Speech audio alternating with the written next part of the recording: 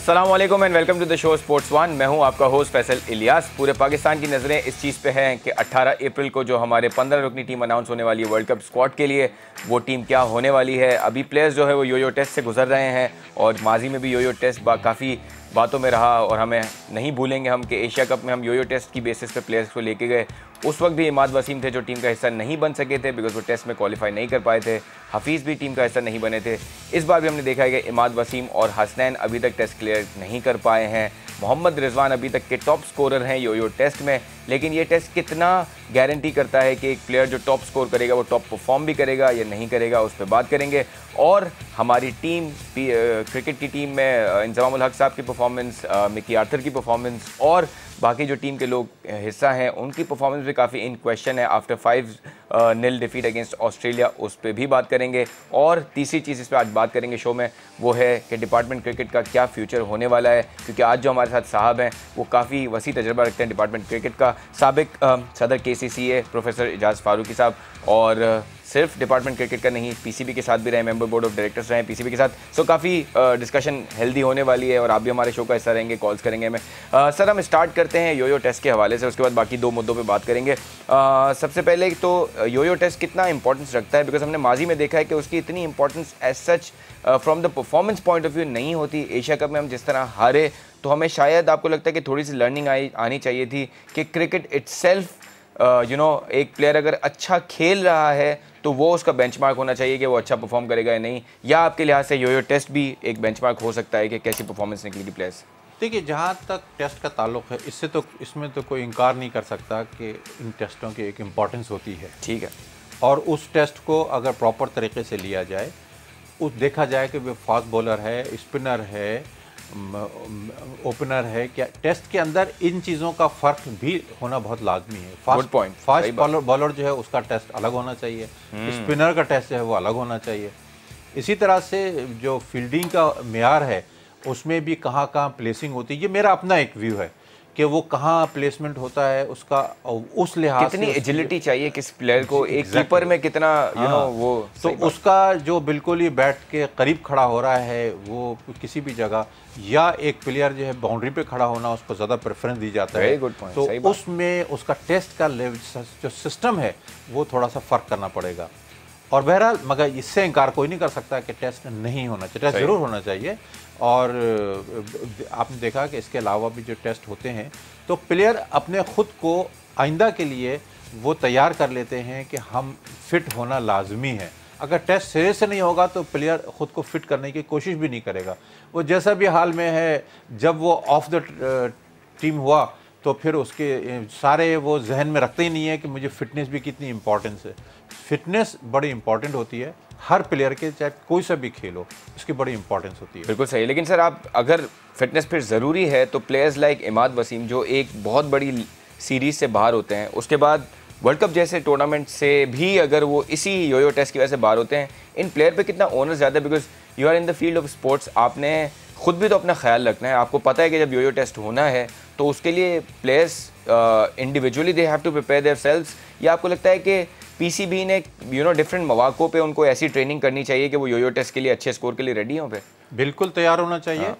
और वही मैंने कहा कि अगर प्लेयर ये सोच ले कि भाई मैं सिर्फ जब टूर्नामेंट खेलूं या मैं कोई सीरीज़ खेलूं उसके बाद मेरे पर कोई पाबंदी नहीं होगी, ये अपने साथ ज़्यादती करेगा। सही, क्योंकि उसके असरात अगली सीरीज़ में पड़ेंगे। और डोमेस्टिक मैचेस होते हैं, यहाँ तो चलिए आपको फिर भी फ्लेक्सिबिलिटी होती है, मगर जब इंटरनेशनल टूर्नामेंट खेलने जाते हैं उससे पहले आपको फिट होना बहुत ज़रूरी है। और अब फिटनेस इतनी इम्पॉर्टेंट हो गई है कि बहुत से जो मैचेस हैं, शॉर्ट वर्जन के जो मैचेस हैं, उसमें तो अक्सर फिटनेस ही की बुनियाद पर टीमें जीतती हैं, क्योंकि मार्जिन इतना कम होता है और किसी स्टेज पर आपको इतना खुद को फिट रखना होता है कि अगर 2 कैचेस भी छूट गए तो T20 में तो बिल्कुल पासा पलट जाता है।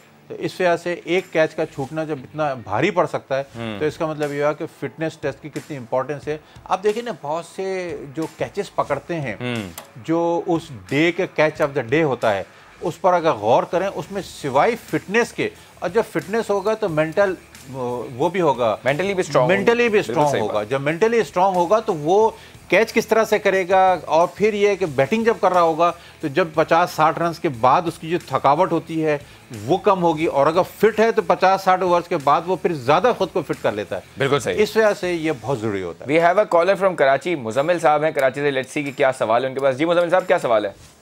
सर मेरा सवाल ये है कि आप ये जो वर्ल्ड कप के अंदर टीम भेज रहे हैं जी, इसके अंदर 6 नंबर पे और 7 नंबर पे खेलने के लिए आपके पास फिनिशर नहीं है।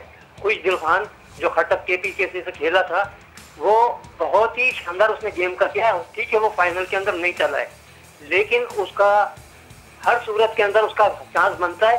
क्या ये इमरान खान साहब से बैठे हुए दिख रहे हैं, क्या ये वर्ल्ड कप के बाद इसको इंजमाम साहब को यहाँ से फारिग कर देंगे तो क्या ये हमारा खत्म हो जाएगा? यहाँ पे एक कौवा मान जो है वो इसके ऊपर सर लगा के बैठी हुई है कि लोग अपनी नमाजें छोड़ के बैठे हुए होते हैं, इसके ऊपर लगे हुए, सबके दिल लगे हुए। ये क्या उसके बाद देखेंगे? ये वर्ल्ड कप के बाद इस वक्त जो है खुशदिल खान का हिस्सा बनता है और उसको हर सूरत के अंदर होना चाहिए। क्या रोडों के ऊपर लोग इसका भी धरना देंगे आके? ठीक है मुजम्मिल साहब, अच्छा सवाल है। और खुशदिल खान को मैंने खुद बैटिंग करते हुए देखा है, is a very good player. और इस साल अभी जो पाकिस्तान कप चल रहा है उसमें चला है, जो हुआ है पाकिस्तान कप, उसमें उनका स्ट्राइक रेट जो है वो उमर अकमल के बाद सेकंड हाईएस्ट रहा है। He strikes the ball very well, अच्छे स्ट्राइक रेट से खेलते हैं। और सर अगर आपने उनको देखा है बिल्कुल तो बताएं थोड़ा मैं कि should he be in the team? बहुत ज़बरदस्त परफॉर्मेंस है, और ऐसे प्लेयर्स को अगर चांस नहीं मिलता है तो वो जब डिस्करेज होंगे तो आइंदा के लिए पाकिस्तान ऐसे प्लेयर्स को लूज करेगा। बिल्कुल सही। मैं ये तो नहीं कह सकता सर यहीं से अगर मैं आपसे पूछूं कि इंजमाम उल हक की साहब की परफॉर्मेंस जो है अभी काफ़ी क्वेश्चंस रेज हो रहे हैं, हमने देखा कि पैटर्न इन चीफ भी क्वेश्चन उठा रहे हैं। So do you think he has perform to you know what was expected from him, या उतनी परफॉर्मेंस नहीं है?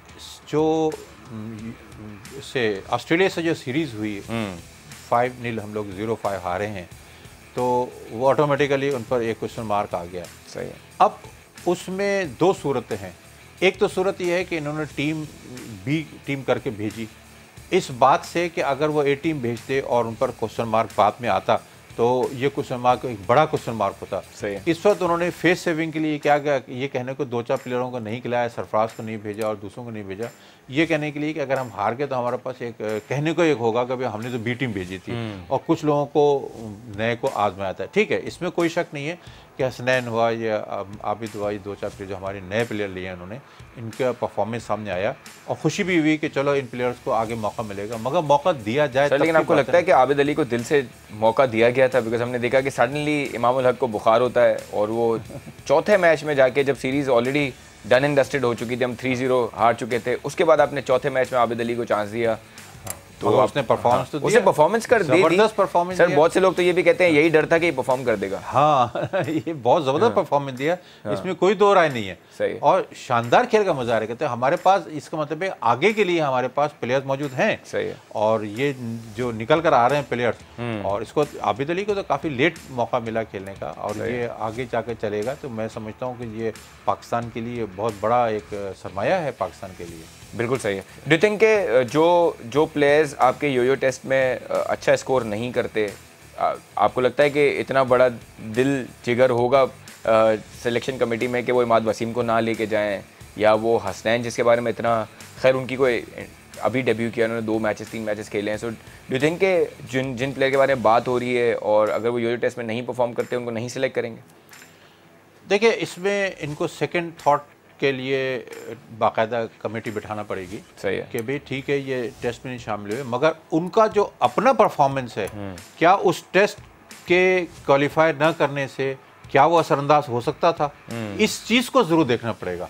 उससे एक प्लेयर है, आपने देखा कि भाई टेस्ट में क्वालिफाई नहीं कर पाया, ठीक है, टेस्ट में उसके नंबर कम आए, मगर ज़रूरत नहीं है कि हर प्लेयर के क्राइटेरिया एक रखा जाए। उसकी बॉलिंग है, एक की बैटिंग है, उनका रिफ्लेक्सेस को देखना चाहिए, उसकी बॉलिंग के एक्शन को देखना चाहिए, उसकी बुनियाद पर उस टेस्ट को मिलाकर देखना चाहिए कि आया ये टेस्ट से उसको अलग रखना मुनासिब होगा या नहीं होगा। ये बड़े, मेरी नज़र में इस चीज़ की बड़ी इंपॉर्टेंस है। बिल्कुल सही, क्योंकि अगर हम पाकिस्तान ऑस्ट्रेलिया सीरीज़ में देखें तो लोअर मिडिल ऑर्डर में कोई एक वाहिद ऑलराउंडर आपको अच्छा बैटिंग करते हुए दिखा तो वो शायद इमाद वसीम थे, और ऊपर से बॉलिंग करते हुए, विकेटें लेते हुए भी इमाद वसीम थे। So he is been performing well. Chance बनता है उसका ऐसे। बिल्कुल सही है। मोहम्मद रिजवान ने टॉप स्कोर किया है, do you think that puts pressure on Sarfaraz as well कि दूसरा कीपर है? अब कीपर में फिटनेस का बड़ा डिफरेंस आता है बिकॉज वो उसके लिए एजिलिटी, उसके लिए लेवल ऑफ रेजिस्टेंस बहुत ज़्यादा होना ज़रूरी है। So do you think that puts extra pressure on Sarfaraz as well? बिल्कुल नहीं, ठीक है, सरफराज हमारा अपना बच्चा है, वो एक अलग बात है, मगर बहरहाल रिजवान की फिटनेस जो है वो बेहतर को भी एक वैल्यू तो देना चाहिए ना, कि उसने जो अपना परफॉर्मेंस दिखाया, उस परफॉर्मेंस 2 सेंचुरी की उन्होंने ऑस्ट्रेलिया सीरीज के। बिल्कुल, उस हकीकत से कौन इनकार कर सकता है। देखिए, जो परफॉर्म करे उसको इन होना चाहिए और आइंदा के लिए बिल्कुल उसको लाना चाहिए। और ठीक है, ये सेकंड 2 प्लेयर होंगे मौजूद, किसी वक्त अगर कोई विकेट कीपर भी किसी वक्त अवेलेबल नहीं होता है तो फिर आपके पास तो 0 पर खड़े जाते हैं आप। तो ऐसा नहीं है, उसको अगर रखेंगे तो उसको एज ए बैट्समैन भी अगर लेकर आते हैं तो भी उसने तो अपना परफॉर्मेंस तो शो किया है इसने। बिल्कुल सही है, और बड़ा खुलकर खेलता है, सबसे बड़ी बात है खुलकर खेलता है वो। बिल्कुल सही है। कितना सर अच्छा होगा प्लेयर्स लाइक बाबर आजम, फ़खर जमान, जिनको इतना रेस्ट मिल गया? डू यू थिंक कि ये एक बैट्समैन के लिए अच्छा है इतना ज़्यादा रेस्ट करना? देखिए, ये भी एक क्वेश्चन है कि आया रेस्ट कराया गया था या नहीं कराया, क्योंकि देखिए दिल से सरफराज की बॉडी लैंग्वेज जो बता रही थी तो उसने दिल से तो उसको एक्सेप्ट नहीं किया था। वो उसकी लीगल बाइंडिंग्स होती हैं उसकी, को वो ज़बान नहीं बोल नहीं सकता। चलिए ठीक है, अच्छा है, ज़रा इसमें एक नेचर में एक चीज़ डेवलप कर ली है उसने, मगर ये कोई सेंस समझ में नहीं आता कि एक कप्तान को रेस्ट कराया जाए। देखिए, जिस कप्तान को टीम आगे लेकर चलना है, अगर आप उसको ये रखते हैं भी कभी तुम्हें रखेंगे कभी नहीं, बहाना कुछ ना कुछ करते रहें, तो उसकी जो अलायंस होती है, जो प्लेयर्स के साथ उसके साथ जो ज्वाइनिंग होती है, उसमें बड़ा फर्क पड़ जाता है। बिल्कुल आज उसका कैप्टन कौन है, दूसरा कैप्टन कौन है, तीसरा कैप्टन कौन है, चौथा कैप्टन। अब ये जब आगे पीछे होता है तो वो जो प्लेयर था जेल होना जो है कप्तान का, वो फिर एक क्वेश्चन मार्क बन जाता है। बिल्कुल सही है। पंजाब से हमारे साथ एक कॉलर है, देखते हैं कौन साहब हैं और क्या सवाल है। इरफान साहब है हमारे साथ। जी इरफान साहब, क्या सवाल है? जी, सवाल ये है, हमाद वसीम और जो है ना सलमान बट को होना चाहिए वर्ल्ड कप में। सलमान बट को होना चाहिए वर्ल्ड कप में, पूछ लेते हैं हम एजाज फारूकी साहब से। सर, सलमान बट को होना चाहिए वर्ल्ड कप में? देखिए, किसी प्लेयर के बारे में मैं ये ऐसे ऐसे कैसे ना हो, ये तो बिल्कुल सही नहीं होता है, मगर बहरहाल इस वक्त सलमान बट के मुकाबले में दूसरे प्लेयर्स हमारे पास अवेलेबल हैं, उनका चूँकि परफॉर्म अच्छा चल रहा है, तो इसी वजह से सिलेक्शन कमेटी जो है बिल्कुल सही है। Alright, we'll go on this note for a break. When we come back will continue our discussion with Ejaz Farooqi साहब।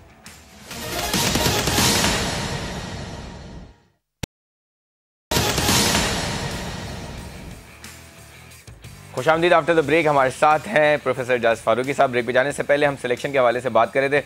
सर, आपसे एक और सवाल सिलेक्शन के हवाले से ले लेते हैं कि आपको लगता है कि चीफ सेलेक्टर ने अपनी जॉब थोड़ी सी और मुश्किल इसलिए कर दी बिकॉज़ डोमेस्टिक पे उनकी नज़र नहीं थी? ये बारहा हमें अंदिया मिला। हमारा एक बाजिद खान के साथ एक इंटरव्यू था उनका, उसका हमने जिक्र पहले भी किया है कि जब डोमेस्टिक की फैसिलिटीज़ के हवाले से बात हो रही, प्लेयर्स के हवाले से बातें हुई, तो इंजमाम उल हक साहब को कोई क्लू नहीं था। सो डू यू थिंक कि डोमेस्टिक पे बिल्कुल भी नज़र ना रखना, प्लेयर्स का एक सही पूल ना क्रिएट करना, आज वो वक्त ले आया है कि उनकी जॉब डिफ़िकल्ट हो गई है कि कौन से प्लेयर्स हैं जो वर्ल्ड कप में अच्छी परफॉर्मेंस दे सकते हैं? या आप ऑस्ट्रेलिया के अगेंस्ट अगर आप सेकंड टियर टीम अपनी डेवलप कर रहे थे, उसमें 5-6 खिलाड़ी तो आपके फर्स्ट टियर टीम के थे, तो भी इतनी बुरी परफॉर्मेंस नहीं होनी चाहिए थी? हाँ, इसमें तो खैर कोई शक नहीं है कि जो परफॉर्मेंस हुआ है ऑस्ट्रेलिया के ख़िलाफ़, वो इतना ख़राब परफॉर्मेंस नहीं होना चाहिए। अगर ठीक है 3-2 हो जाता तो भी गनीमत था, मगर 5-0 तो बहुत बड़ा ब्लो है, और उससे साइकोलॉजिकली डिप्रेशन ही हुआ कि भाई आप वर्ल्ड कप खेलने जा रहे हैं, तो पूरी कौम बड़ा परेशान है इस वक्त कि भाई इसका परफॉर्मेंस होगा क्या इनका। लाख आप कहते फिरेंगे भी हमने बी टीम भेज दी, बी टीम, ये कहने से कोई मसला हल। और खुदा ना खास्ता अगर आप इंग्लैंड के अगेंस्ट जो है वो 3-2 भी हारते हैं, 4-1 भी हारते हैं, खुदा ना खास्ता वाइट वॉश हो जाते हैं, तो आप किस मोरल के साथ जाएंगे? और ज़्यादा प्रेशर में आ जाएंगे। बहरहाल ये तो खैर एक अच्छा है कि वहाँ की मौसम के लिए और उसके लिए कंडीशंस बेहतर है, हमारे बेहतर उन्होंने रखी हैं इंग्लैंड में मैच रखने के लिए। मकसद भी ये है कि ये वार्म अप तरीके से वो तैयारी इनकी हो जाएगी। अच्छा, अब रहा जहाँ तक ये डोमेस्टिक टूर्नामेंट के जो परफॉर्मेंस है, ये इनके पास रिकॉर्ड होता है इन लोगों के पास। जैसे आप बैठते हैं तो आप पहले रिकॉर्ड अपने सामने रखते हैं, तो ज़रूरी नहीं कि आप जाकर देखें। सिलेक्टर में देखिए, इनके पास 2 सिलेक्टर्स और भी हैं, वो भी जाते हैं, वो देखते हैं डोमेस्टिक नंबर्स होते हैं इनके पास। हाँ, इनके पास नंबर्स होते हैं, तो सारा परफॉर्मेंस का चार्ट इनके सामने होता है। तो उस चार्ट को तो बहरहाल इनको देखना ज़रूरी होता है जब फाइनल सिलेक्शन करने जाते हैं। लाजमी है कि जब सिलेक्टर बैठेंगे, 3 सिलेक्टर बैठेंगे, तो सबसे पहले तो उनका पूरा 1 to 1 उनका देखना पड़ता है, उनको कभी इनके क्या क्या इनके ग्रेडिंग क्या है, कहाँ का परसेंटेज। सर कोई आपको मैकेनिज्म समझ में आता है कि उन नंबर्स को देख के कहाँ इंतजाम उल हक साहब ने कौन से लोगों को चांस दिए हैं? नहीं, इसमें देखिए वो तो एक प्रोसीजर है, सही है। उस प्रोसीजर के बाद जो है ये जब सिलेक्शन करते हैं तो इनको फेस पूरी कौम को भी फेस करना होता है सर। लेकिन तो फेस तो हाँ। वो मोहम्मद हसनैन का फेस अच्छा लगा, अंदर आ गए। इमामुल हक का शक्ल अच्छी लगी, रिश्तेदारी हुई, अंदर आ गए। आबिद अली बेचारे अंदर आए तो पहले मैच में उनको जगह नहीं मिली, चौथे मैच में जाके जगह मिली। वो दिखता है कि दिल नहीं था उनको खिलाने का, इवेंचुअली खिलाना पड़ा। हाँ, नहीं सही आप कह रहे हैं। इसमें जो आपकी बात है सिर्फ आप ही की बात नहीं है, बहुत लोगों ने इस बात को क्रिटिसाइज किया है। तो फिर भी बहरहाल अब ये है कि अब जो परफॉर्मेंस दे ही दिया इन लोगों ने तो भाई इनको फिर आगे भी चांस दिया जाए इनको। मेरा तो ये कहना है कि भाई आप उनको जो परफॉर्मर है, जो सबको नज़र आ रहा है परफॉर्मर है, फिर उसको चांस देने में देर नहीं करनी चाहिए और आगे इन लोगों का दिल बढ़ाना चाहिए, इनको मौका देना चाहिए। और अगर आप मौका देंगे तो ये आगे जाकर तो बड़ा परफॉर्मेंस देंगे ये प्लेयर। बिल्कुल सही। We have a caller from Karachi, let's see who it is और क्या सवाल है। जी रियाज साहब। वालेकुम अस्सलाम। रियाज खान बोल रहा हूँ, मॉडल कॉलोनी कराची से। वालेकुम अस्सलाम रियाज भाई, क्या सवाल है आपका?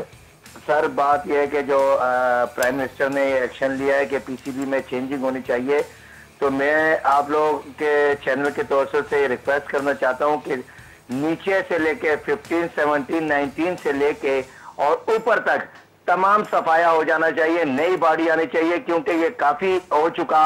ये एक ही किस्म के लोग, एक ही किस्म के दिमाग बैठे हुए हैं।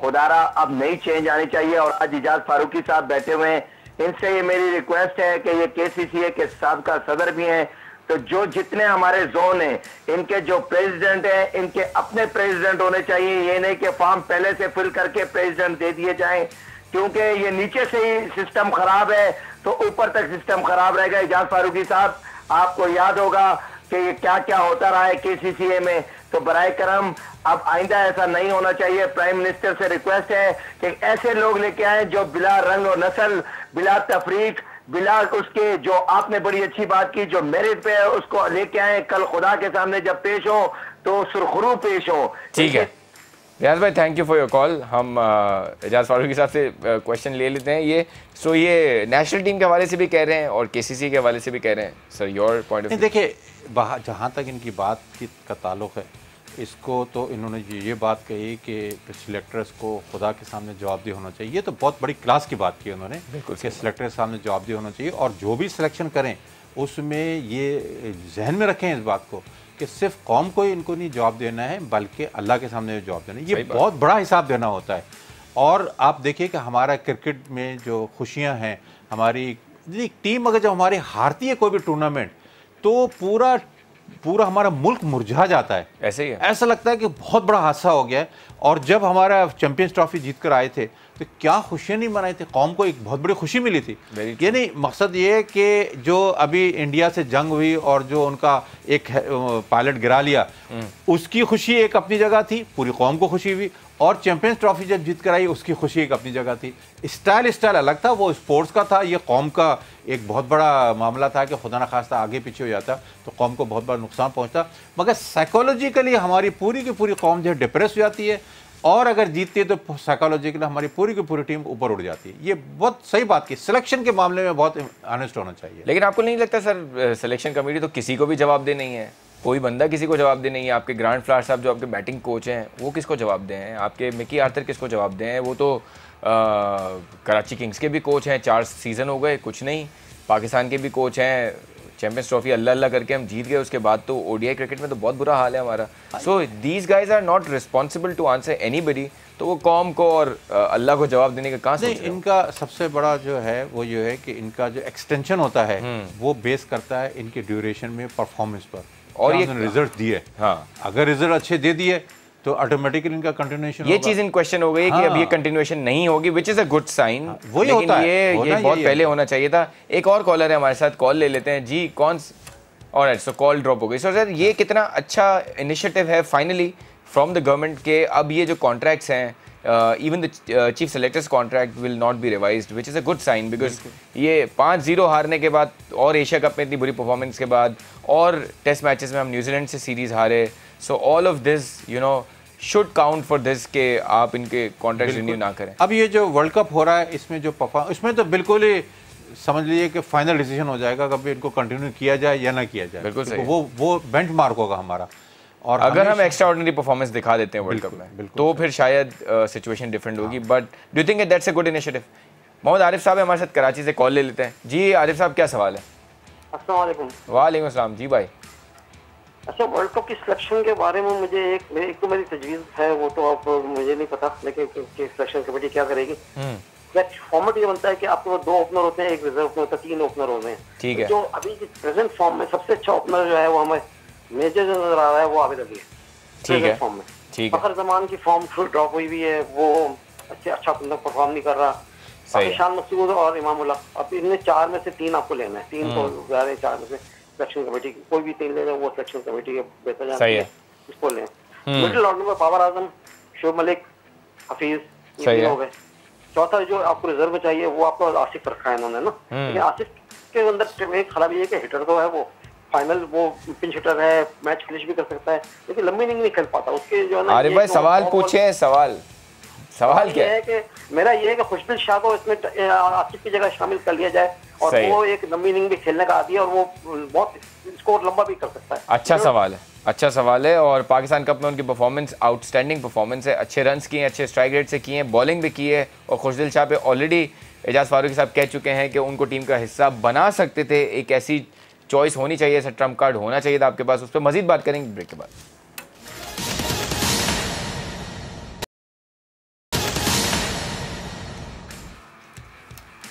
Welcome back after the break on sports one. Break पे जाने से पहले हम ये जानने की कोशिश कर रहे हैं कि कौन से प्लेयर्स हैं 15 रुकनी खुशनसीब प्लेयर्स और नूरे नज़र जो हमारे चीफ सेलेक्टर के, जो वर्ल्ड कप के लिए पाकिस्तान को रिप्रेजेंट करेंगे। और वर्ल्ड कप से पहले हमें इंग्लैंड के साथ 5 एक रोज़ा मैचेस की सीरीज़ भी खेलनी है, जो एक तरह से एक ट्रेंड सेट करेगी पाकिस्तानी टीम का कि पाकिस्तान किस तरह परफॉर्म करने वाला है। बिकॉज हम ऑस्ट्रेलिया से 5-0 हारे हैं, उससे पहले हम न्यूजीलैंड से भी कोई खातिर खा परफॉर्मेंस नहीं, एशिया कप भी हम हारे बुरे तरीके से, जहां हमारे लिए बांग्लादेश जैसी टीम को हराना भी मुश्किल हुआ था। So we are yet to perform well in ODI cricket. Sir, आपको लगता है कि all of this calls for चीज़ के हमारे सारे लोगों को मिल के बैठ के ये सोचने की ज़रूरत है कि ODI में हमारी क्या प्लानिंग होगी, और हम चैंपियंस ट्रॉफी क्योंकि हम इंग्लैंड में जीते हैं उसको दिमाग में रख के ये नहीं सोचा जा सकता कि अब हम दोबारा ऐसी ही परफॉर्मेंस आ जाएंगे, बिकॉज बिल्कुल डिफरेंट फॉर्मेट था वो। ये देखिए, हिटर्स की हमें शदीद ज़रूरत है इस वक्त। सही है। जो सबसे ज़्यादा जो हमें लैकिंग लग रही है, वो कौन कौन से फैक्टर्स हैं जिन पे हमें काम करने की जरूरत है? सबसे ज़्यादा फैक्टर जो है वो हिटर है। देखिए, जब 50 ओवर्स का मैच होता है ODI, उसमें 300 क्रॉस करना लाजमी है। सही है। और पाकिस्तान 300 नहीं कर पाता है। ये एक बहुत बड़ा मसला है। उसकी वजह यह है कि जब आपको हिटिंग की ज़रूरत होती है तो उस वक्त प्लेयर्स के हाथों फूल जाते हैं। सही है। और बॉलर जो है वो आपको ऐसी जगह बॉल गिरा रहा होता है, उसको पता होता है कभी चेंज ऑफ पेस है, 10 उसके पास हर भी होते हैं। मगर हिटर होना चाहिए ऐसा कि एक ओवर में 4, अगर उसको 25 रन की 24 रन की ज़रूरत है तो वो फिर लगातार छक्के मारे, 4 छक्के। सही है। हमारे सामने है ऐसे। सर, आपके पास कौन से प्लेयर्स हैं? नहीं है, हमारे पास हिटर की कमी है, इनकी ट्रेनिंग की ज़रूरत है। सही है। शदीद ट्रेनिंग की ज़रूरत है। और दूसरा ये कि एक साइकियाट्रिस्ट इनके साथ हर वक्त साथ रहे, जो इनको रिफ्रेश करता रहे, उनको उभारता रहे कि नहीं जी आपको जीतना है, जीतना। देखिए, इमरान खान जो 92 को वर्ल्ड कप जीता, कह देना बहुत आसान है, पाकिस्तान टीम जीत गई। मगर जब कप्तान ऊपर सर पर सवार ऐसा हो जो सिर्फ और सिर्फ हर गिरते हुए हालात में भी उनको सिर्फ जीतने का ख्वाब दिखाए और उनसे कहें तुम्हें जीतना, हिम्मत दिलाना, आखिर वर्ल्ड कप जीत कर आ गए। तो इसमें एक कप्तान की जो एक स्ट्रांगनेस होती है ना, वो बड़ी इंपॉर्टेंट होती है। और दूसरा, वक्त पर हमारे हिटर काम करना, क्योंकि आपके पास अक्सर ऐसा होता है कि आप टीम को लेके चल रहे हैं, नजर आ रहा है कि रन रेट रिक्वायर्ड जो है आपका 8 या 9 रन का है या 10 रन का है। अब आजकल 9-10 रन का रन रिक्वायर्ड जो है वो इतना मुश्किल काम नहीं होता, उस वक्त हिटर्स काम कर जाते हैं। लेकिन हमने सर देखा, आपकी बात बिल्कुल सही है, साउथ अफ्रीका में जब हम T20 सीरीज 2-1 हारे, 2 मैचेस में हम अच्छा खासा चेस करते करते हम 20 ओवर क्रिकेट में भी हम चेस नहीं कर सके 10 रन पर ओवर्स। एक कॉलर हमारे साथ है, मजीद हम आइडेंटिफाई करेंगे कौन से वो एरियाज हैं जहाँ पाकिस्तान को काम करने की ज़रूरत है। कौन साहब है हमारे साथ और क्या सवाल है? जैन साहब है गुजरावाला से। जी जैन, क्या सवाल है? जी मेरा सवाल यह है कि मोहम्मद रिजवान की टीम में जगह नहीं बनती। ठीक है, क्योंकि जगह इसलिए नहीं बनती क्योंकि वो मैच विनर प्लेयर नहीं है। सही है। अपने लास्ट फोर ईयर तो अभी देखा होगा जो ऑस्ट्रेलिया के खिलाफ पाकिस्तान ने खेला, सही है। उसके अंदर लास्ट में उन्होंने अपनी टीम उन्होंने निकाली लेकिन मैच नहीं वो जिता सके टीम। सही है, ठीक है। सो आप कहते हैं उनको टीम का ऐसा नहीं होना चाहिए ओडीआई में। Alright, so how much do you agree with that person के मोहम्मद रिजवान जो है वो मैच विनर नहीं है और टीम का ऐसा नहीं होना चाहिए? नहीं देखिए, ये तो बाहर बैठकर कह देना बहुत आसान है कि मैच विनर नहीं है। किसी किसी स्टेज पर मिडिल ऑर्डर जो होता है वो खेल को ऐसे लेकर चलता है कि उसको साफ एंड तक लेकर जाता है, फिर तो सिर्फ आखिरी प्लेयर का काम होता है उसको कंप्लीट कर देना। सर आपने एक बड़ी इंपॉर्टेंट बात की कि 92 के वर्ल्ड कप की आपने बात की, आपने कहा कि कप्तान जो है वो मोटिवेट करता है। आप एक सीरीज़ में उतर रहे हैं ये सोच के कि हम प्लेयर्स को देखेंगे, हम जीतने के लिए नहीं जा रहे हैं, हम अपनी बेंच स्ट्रेंथ ट्राई करने जा रहे हैं, तो फिर प्लेयर कैसे मोटिवेट होगा कि यार मैंने मैच विनिंग इनिंग्स खेलनी है? और कप्तान को बिठा के जा रहे हैं, और कप्तान को आप यहाँ बिठा के जा रहे हैं। वहाँ पे भी एक सीरीज़ के दौरान 2 कप्तान आपने चलाए, इमाद वसीम से भी करी, शोएब मलिक से भी आपने कप्तानी कराई। और शोएब मलिक वो कप्तान है, वो कप्तान हम उनको बनाते बार बार बनाते हैं जिन्होंने ऑलरेडी कह दिया कि मैं 2019 के बाद क्रिकेट नहीं खेलूंगा। ऑलरेडी वो 20-22 साल पाकिस्तान के साथ खेल चुके, सो पाकिस्तान के लिए खेल चुके, पाकिस्तान के साथ नहीं खेल चुके। ये कहीं ऐसा तो नहीं सच निकल गया मेरे मुंह से पहले, बट अब तो निकल गया। आपने शोएब मलिक के लिए क्यों कहा ये बात? ये मुझे नहीं पता, ये वैसे ही ये alright, anyhow. So the point is के आपको लगा कि बहुत ज्यादा लैक ऑफ प्लानिंग थी इस ऑस्ट्रेलिया सीरीज को लेकर? टोटली, यानी लैक ऑफ प्लानिंग भी कम वर्ड है इसके लिए। ये टोटली एब्सोल्युटली कोई प्लानिंग नहीं थी। सही। और ये अनफेयर हो गया इन प्लेयर्स के साथ जिन्होंने अच्छी परफॉर्मेंस भी दी, 100 भी किए 2, लेकिन आवाम कहती है कि वो मैच विनर नहीं है। हाँ, उसको फेयर कह लें, यानी अनफेयर इस लिहाज से कि भाई उनको अब आप खिलाएंगे नहीं तो मसला होगा इनके लिए, और पिछले दौर में इनको नहीं खिलाया गया। बहरहाल यही 2 सेंचुरी इमामुल हक बना जाते तो फिर तो क्या हो जाता, मतलब वो तो बहुत बड़ा किस्सा हो जाता है यहाँ पे। और एक और कॉलर है हमारे साथ, अगर आप सर अलाउ करें। जी कौन साहब है? तारिक हुसैन साहब है हमारे साथ तौसा शरीफ से। जी तारिक साहब, क्या सवाल है? मेरा सवाल ये है, इमाम उल हक की जगह कामरान अकमल को होना चाहिए वर्ल्ड कप में। अच्छा, इमाम उल हक की जगह कामरान अकमल को, ठीक है सर, पूछ लेते हैं हम, एक्सपर्ट साहब से पूछ लेते हैं हमारे। जी सर।